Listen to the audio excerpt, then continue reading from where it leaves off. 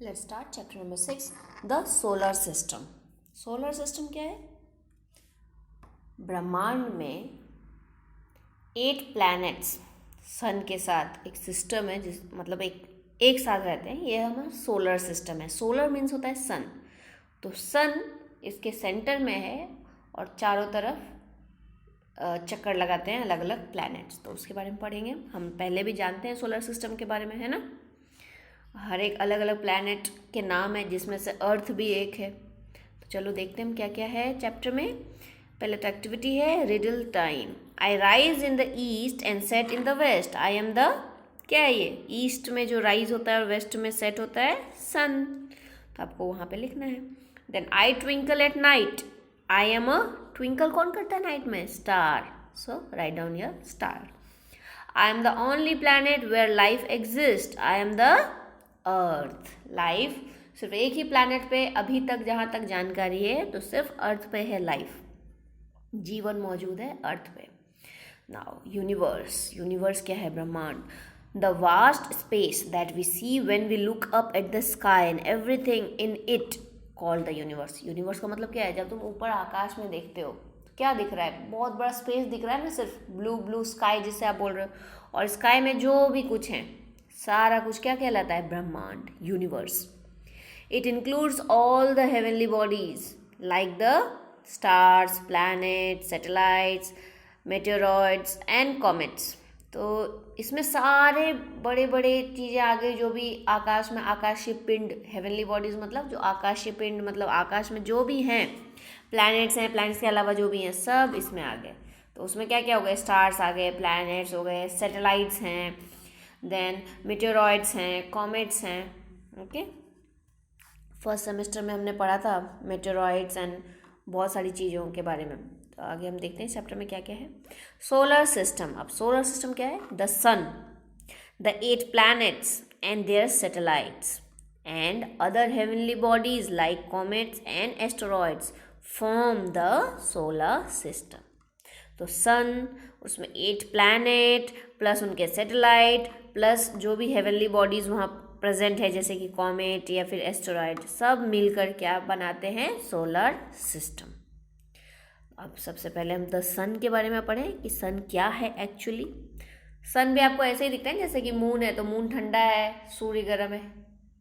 जैसे प्लैनेट है तो प्लैनेट पूरा गोल है हमारा अर्थ, तो वैसे ही तो सन क्या है? थोड़ा डिफरेंट है।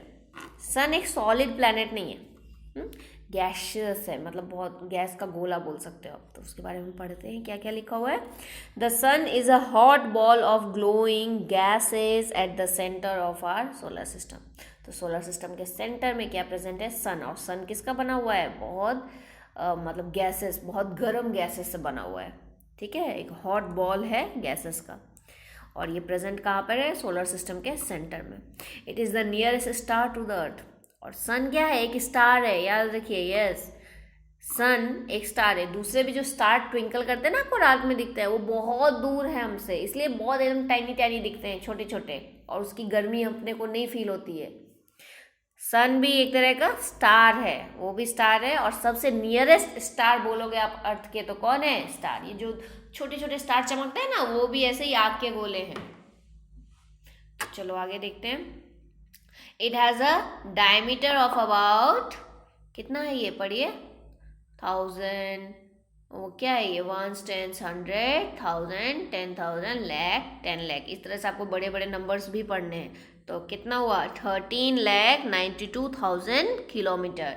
इतना इतना डायमीटर है सन का। ठीक है, डायमीटर आपने पढ़ा है ना मैथ्स में। और डायमीटर नहीं समझ में आ रहा है तो आप चेक करो मैथ्स में जाके वो chapter. Now it is about 150 million kilometers away from the earth। और ये कितनी दूरी पे है? अर्थ से 150 मिलियन किलोमीटर्स अवे है। The sun is made up of hydrogen and helium. और सन में मेनली कौन से 2 गैसेस हैं? Hydrogen and helium. अब यहाँ देखिए सोलर सिस्टम का दिया हुआ एक पिक। सन है, सन के बाद सबसे पास में प्लैनेट कौन है? Mercury, then Venus, and third number पे क्या है? हमारा Earth, then Mars, then Jupiter, Saturn, Uranus and Neptune. In the sun, hydrogen changes into helium and releases a lot of heat and light energy. ये एक chemical process है कि hydrogen जब helium में चेंज होता है तो बहुत सारी हीट और एनर्जी बाहर आती है, निकलती है उस प्रोसेस में. तो सन में यही हो रहा है, कंटिन्यूस प्रोसेस है. हाइड्रोजन जो है हीलियम में चेंज होता रहता है और जिससे कि सन इतना गर्म है तो उससे लाइट और हीट उत्पन्न होता है. This energy is called solar energy. और ये जो ऊर्जा इससे निकलेगी, जो हमें मतलब यूज़ होता है जो हीट, तो इसको हम क्या कहते हैं? सोलर मतलब सन. तो सन से एनर्जी मिलने वाले को solar energy. Temperature on the surface of the sun is about 5500 यानी 5500 डिग्री सेंटीग्रेड सन के सरफेस का टेम्परेचर है ये. And that at its core is about 15 million degree centigrade. Core means अंदर बोल सकते हो आप, सेंटर में उसका टेम्परेचर तो बहुत ज़्यादा 15 मिलियन डिग्री सेंटीग्रेड, बहुत ज़्यादा हुआ. Without the sun's heat and light energy there would be no life on the earth. मान लो ये सन प्रेजेंट नहीं होता तो अर्थ पे कोई लाइफ ही नहीं होता. यहीं से जो हीट और एनर्जी मिलती है जिसके कारण अर्थ पे लाइफ संभव हो सका है. The planets are heavenly bodies that move in orbits around the sun. planet क्या है? heavenly bodies, आकाश में प्रेजेंट पिंड मीन्स ऐसे टुकड़ा बोल सकते हो, बड़े बड़े पिंड बोलते हैं जैसे. तो प्लैनेट जो हैं आकाशीय पिंड हैं जो सन के चारों तरफ चक्कर लगाते हैं, ठीक है, वो प्लैनेट्स हैं. They do not give out heat and light on their own. और ये खुद से कोई ऊर्जा ये उत्पन्न नहीं करते हैं. ये सन की ही हीट को अवशोषित करते हैं, लाइट को, और फिर रात में हमें चमकते हुए दिखते हैं. प्लैनेट्स आप आसमान में देखना, ये पहले भी मैं आपको बता चुकी हूँ, स्टार्स ट्विंकल करेंगे लेकिन कुछ आपको ऐसे दिखेंगे, वो फिक्स होते हैं कहीं पे, तो वो ट्विंकल नहीं करेंगे, तो वो प्लैनेट्स हैं. मतलब फिक्स आपको दिख जाएगा कि यहाँ प्रेजेंट है. Fine. Now they appear bright due to the sunlight that falls on their surface. तो वो ब्राइट क्यों दिखते हैं? क्योंकि सन के रेज उसके सरफेस पे पड़ते हैं, प्लैनेट्स के सरफेस पे, तो इसके कारण हमें वो लाइटनिंग दिखती है. Now there are total 8 planets in our solar system that revolve around the sun. या टोटल 8 planets हैं अपने सोलर सिस्टम में जो सन के चारों तरफ चक्कर लगाते हैं. Our earth is one of them. हमारा अर्थ भी उनमें से एक है. नाउ अब यहाँ देखिए एक टेबुलर फॉर्म में दिया हुआ है planets in our solar system, सबके बारे में. मर्क्यूरी, तो मर्क्यूरी का इंडियन नेम क्या है? बुध. यहाँ नंबर ऑफ सैटेलाइट्स 0 हैं, कोई भी सैटेलाइट नहीं है. सैटेलाइट मतलब कोई भी उपग्रह इसके चक्कर नहीं लगाता है. And time taken for 1 revolution, मतलब सन के एक चक्कर लगाने में मर्क्यूरी को 88 डेज लगते हैं, ठीक है, यानी 1 साल उसका बोल सकते हो आप 88 डेज का होता है, ठीक है. और क्या बताया हो गया है इसके बारे में जानकारी? मर्क्यूरी क्या है? The closest planet to the sun, और सबसे स्मॉलेस्ट है अपने पूरे सोलर सिस्टम में. सबसे स्मॉलेस्ट प्लैनेट कौन है? मर्क्यूरी. नाउ वीनस, वीनस का इंडियन नेम क्या है? शुक्र. और यहाँ भी सैटेलाइट एक भी नहीं है वीनस के. और एक रेवोल्यूशन, पूरे सन का एक चक्कर लगाने में इसे 225 डेज लगते हैं, 225 डेज, ठीक है. And it is the hottest and brightest planet called evening and morning star. सबसे मतलब बहुत ज़्यादा ब्राइट है ये वीनस, तो हॉटेस्ट और ब्राइटेस्ट प्लैनेट है. और इसका नाम है इवनिंग या मॉर्निंग स्टार, इसे बोलते हैं इवनिंग एंड मॉर्निंग स्टार, क्योंकि अर्थ से ये इवनिंग के टाइम में और मॉर्निंग के टाइम में दिखता है, इसलिए इसे हम इवनिंग या मॉर्निंग स्टार कहते हैं वीनस को. Now third number is earth. अर्थ को हिंदी में अपने भारतीय भाषा में क्या बोलते हैं? पृथ्वी. और इसका क्या है सैटेलाइट नंबर? कितने हैं सैटेलाइट्स? 1, जो है मून अपना, ठीक है. सैटेलाइट क्यों बोला जाए? जो प्लैनेट का चक्कर लगा रहा हो, ठीक है, तो मून है वो. और सन का एक चक्कर लगाने में अर्थ कितना टाइम लेता है? 365 डेज अप्रॉक्स, ठीक है. और इसे क्या कहते हैं? ब्लू प्लैनेट भी कहते हैं, क्योंकि यहाँ पर पानी जो है धरती से बहुत ज़्यादा है, इसलिए ब्लूइश लुक आता है देखने में. तो called blue planet as most of the surface is covered with water, only planet where life is known to exist. और ये सिर्फ एक ही ऐसा प्लैनेट है जहाँ पर लाइफ मौजूद है। Now fourth one is Mars, जिसे इंडिया में मंगल कहते हैं, मंगल ग्रह है ना। और यहाँ भी सैटेलाइट्स कितने हैं, यहाँ 2 हैं, ठीक है। अर्थ पे 1 है बट मंगल पे 2 हैं। और ये सूर्य का एक चक्कर लगाने में 687 डेज लेता है।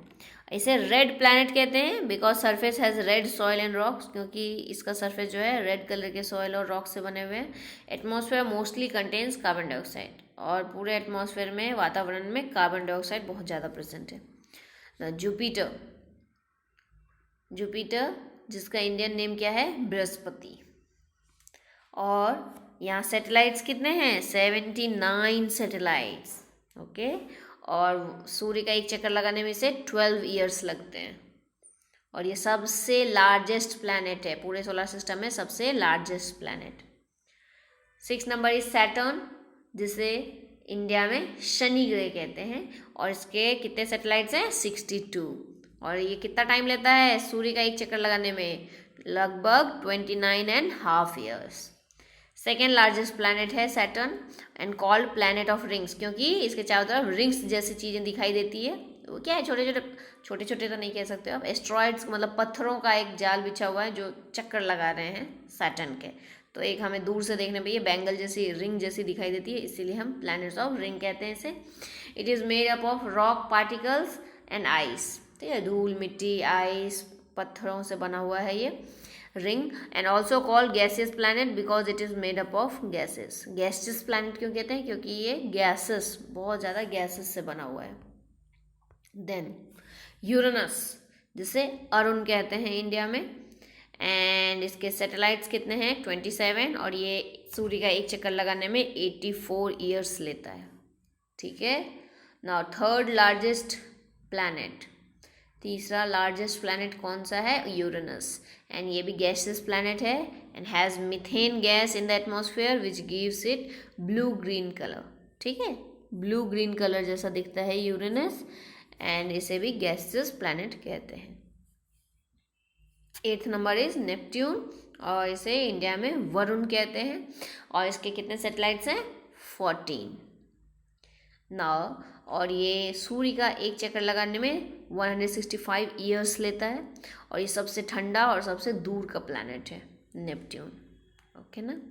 Now outer planets and inner planets, ये क्या है, तो Mercury, Venus, Earth and Mars are called inner planets, ठीक है। And Jupiter, Saturn, Uranus and Neptune are called outer planets.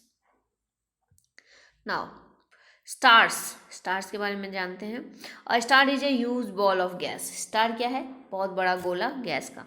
It gives out its own light and heat, और ये खुद का लाइट और हीट उत्पन्न करते हैं। The sun is the nearest star to the earth, earth के सबसे नियरेस्ट स्टार क्या है, sun. The stars look small because they are far away from us, और हमें स्टार्स, दूसरे स्टार्स क्यों हमें छोटे दिखाई देते हैं, क्योंकि हमसे बहुत बहुत बहुत दूर हैं। Now satellites, they are the small heavenly bodies that revolve around a planet. तो ये क्या है, छोटे आकाशीय पिंड जो प्लैनेट के चक्कर लगाते हैं, वो हैं satellite. Some planets have their own satellites, कुछ प्लैनेट्स के खुद के सैटेलाइट्स हैं।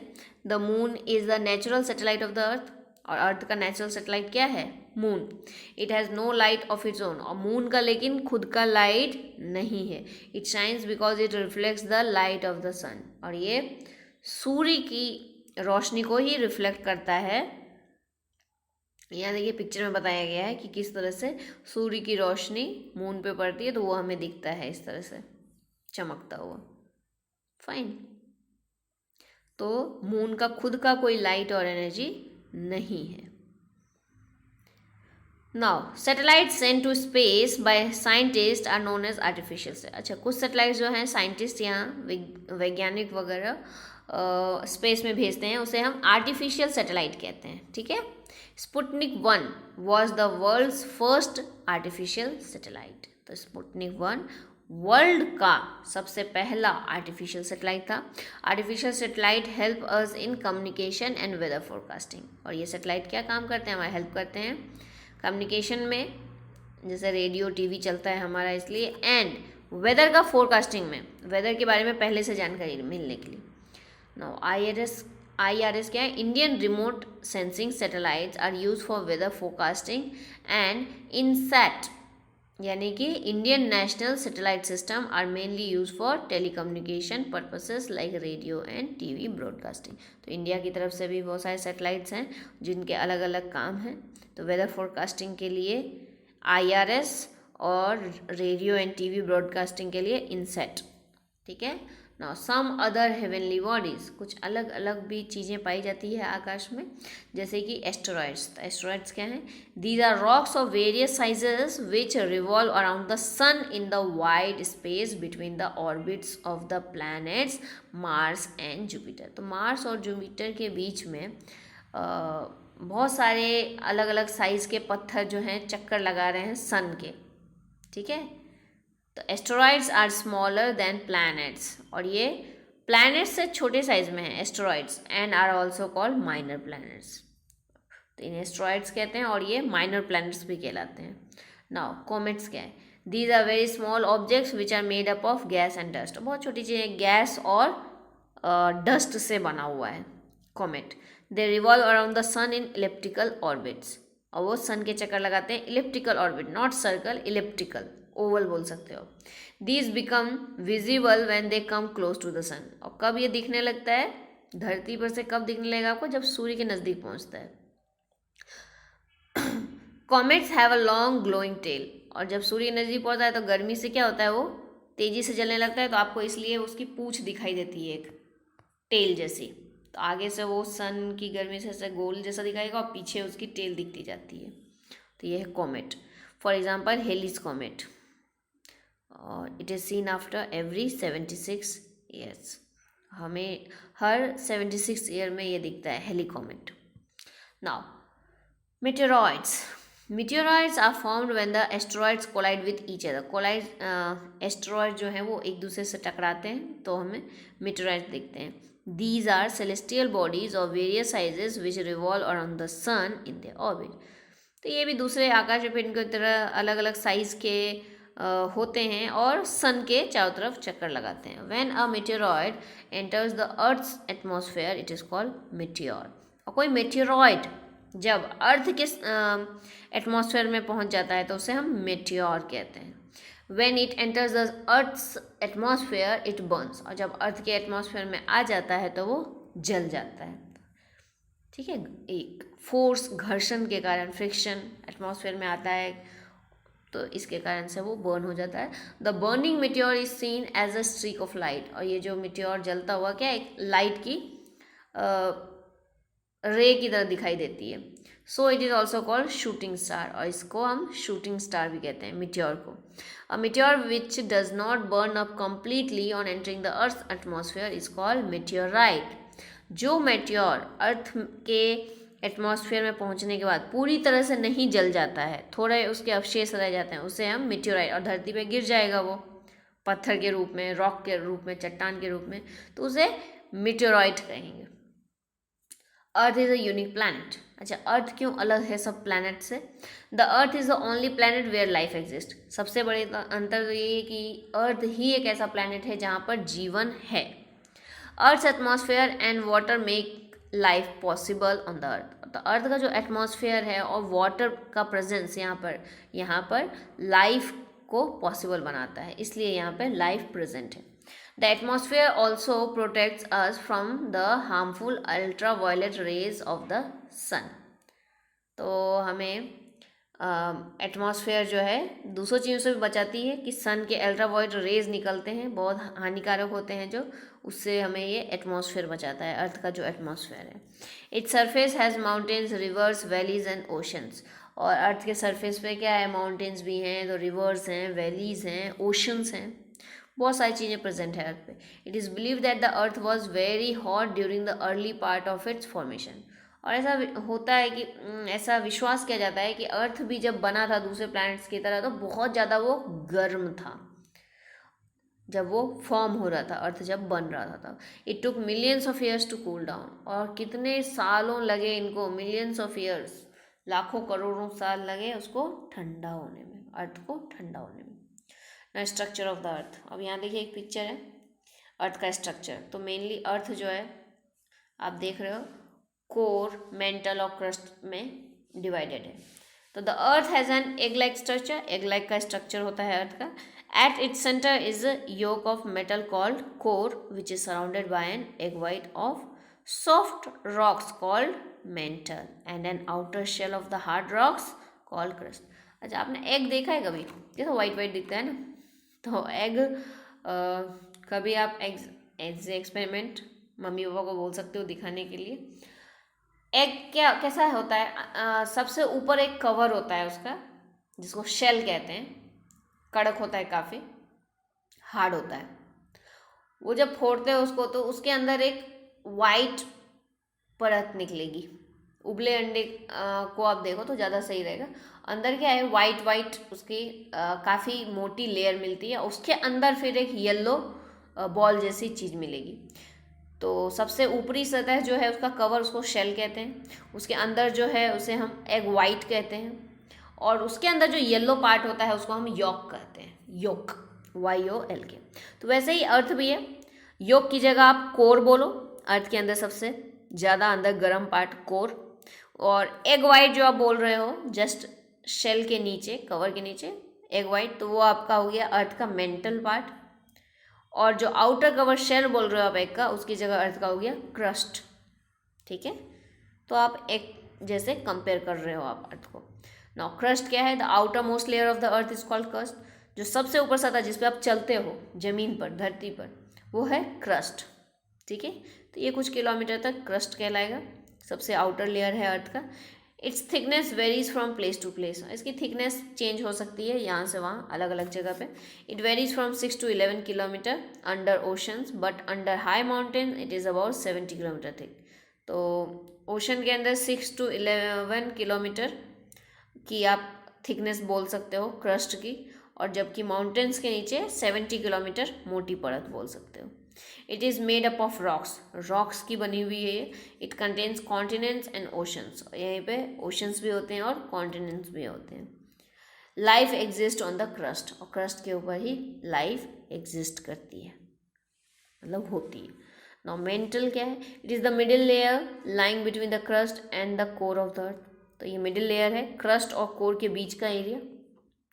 It is partially molten layer. Molten क्या है? मेल्ट किया हुआ। तो ये पार्शियली मोल्टन है, पूरी तरह से लिक्विड नहीं है, लेकिन पार्शियली बोल सकते हो आप, आधी अधूरी पिघली हुई अवस्था में है। It is about 2900 kilometre thick and contains a lot of iron and magnesium. तो ये 2900 किलोमीटर में फैला हुआ है, इसकी थिकनेस आप बोल सकते हो, और ये यहाँ बहुत सारे आयरन और मैग्नीशियम है इस परत में। नाउ कोर एरिया क्या है? तो core forms the centre of the Earth. तो अर्थ का सेंटर बोल सकते हो आप core. It is divided into 2 parts called outer and inner core. और 2 भागों में इसको बांट सकते हो, outer core and inner core. Then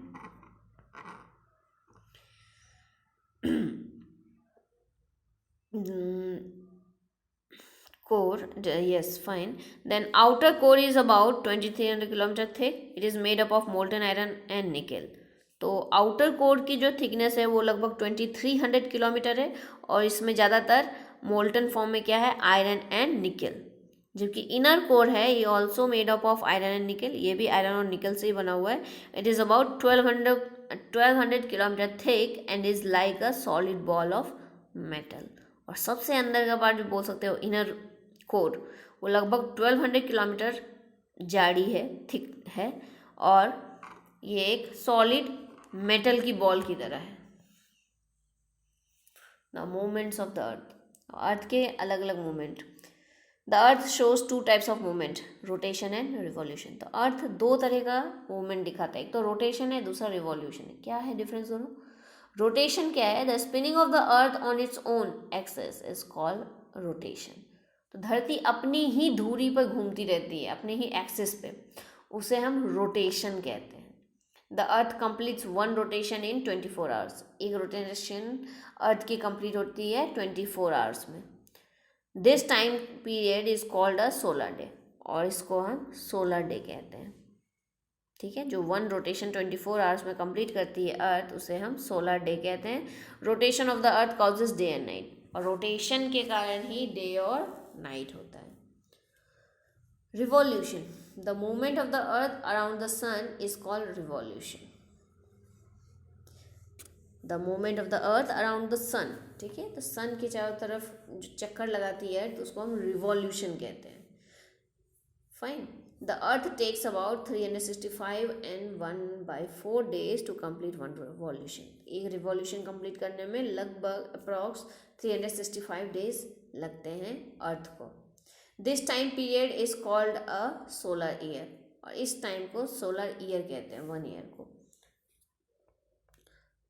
ये 365 and 1/4 डे लगता है, उसे हम सोलर ईयर कहते हैं.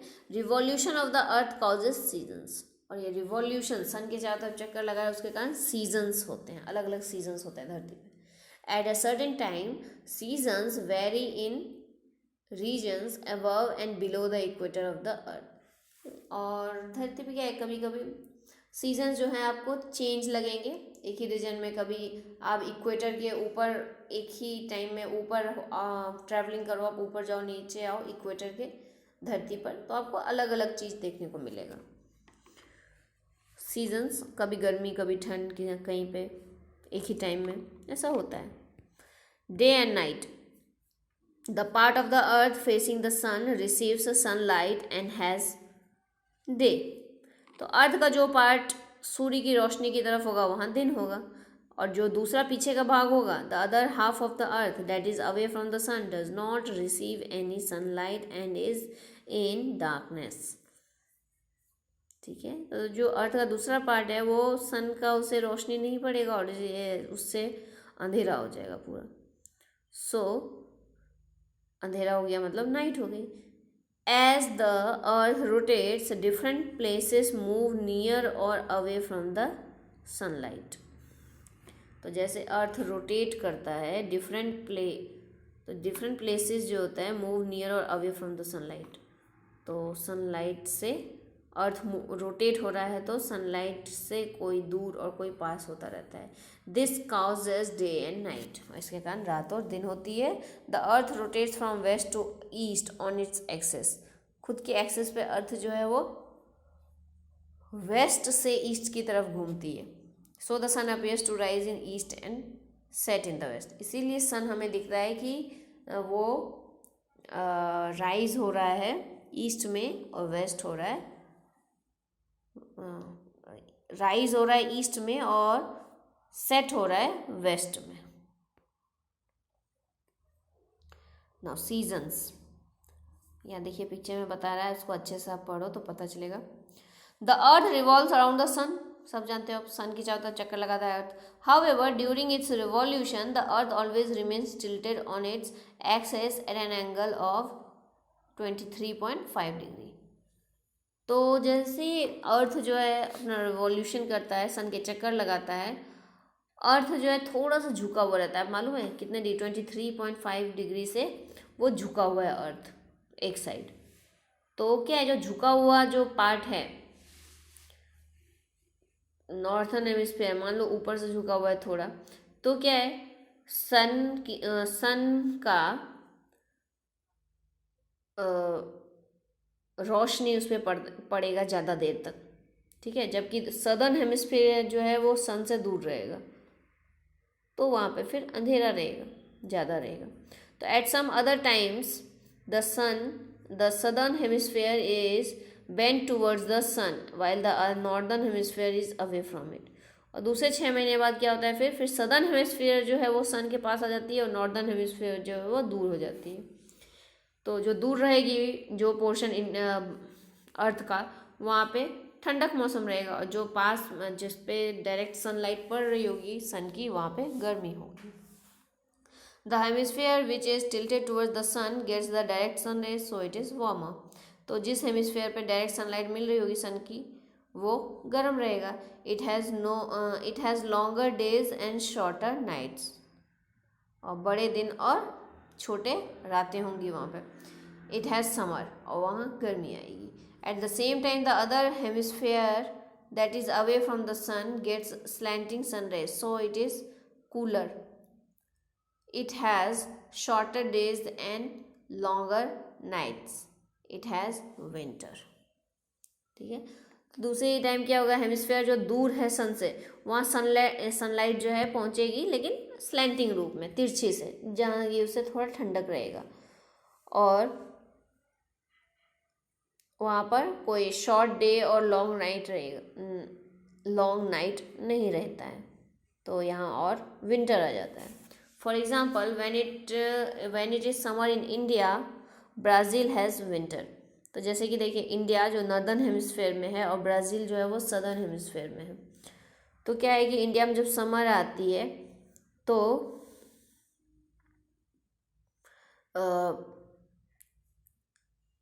वो पोर्शन जो है सन के नज़दीक रहेगा, और जब दूसरी जगह ठंड आ रही है तो वहाँ पे क्या है, सन का स्लैंटिंग लाइन पहुँचेगा, थोड़ा दूर रहेगा सन से, इसीलिए सर्दी और गर्मी इस रूप में। रीजन्स एट और near the equator receive the same amount of sunlight all through the year. और जो इक्वेटर के पास, अर्थ के इक्वेटर के पास जो एरिया रहेगी, वहाँ पर पूरे साल जो है वो एक जैसा ही धूप और ठंड मिलेगा। Okay, now autumn comes between summer and winter. Summer और विंटर के बीच में एक छोटा सा पीरियड क्या कहलाता है, autumn. While spring comes between winter and summer, autumn and spring are neither very hot और नॉर वेरी कोल्ड सीजन्स। तो ऑटम जो है समर और विंटर के टाइम में आता है। समर ख़त्म हो रहा हो, विंटर आ रहा हो, विंटर ख़त्म हो रहा हो, समर आ रहा हो, तब की बात है। जबकि while spring comes between winter and summer, तो स्प्रिंग सीजन कब आता है, विंटर और समर के बीच में। Autumn and spring are neither very hot nor very cold season. तो ये सीजन्स तो क्या है, ज़्यादा गर्मी भी नहीं होती और ज़्यादा ठंड भी नहीं लगता। Thus, both revolution and tilting of the earth are responsible for change in seasons in different parts of the earth. तो अर्थ के डिफरेंट पार्ट पे अलग अलग टाइप के सीजन चल रहे हैं। ये किसके कारण होता है कि अर्थ जो है रिवॉल्यूशन करती है सन का, अर्थ रिवॉल्यूशन करता है सन का। ठीक है, तो ये और अर्थ का जो टिल्टिंग पार्ट है, टिल्ट हुआ रहता है एक साइड, उसके कारण तो क्या है, सीजन जो है अलग अलग टाइम में अलग अलग पार्टों में होता है, अलग अलग पूरे दुनिया में।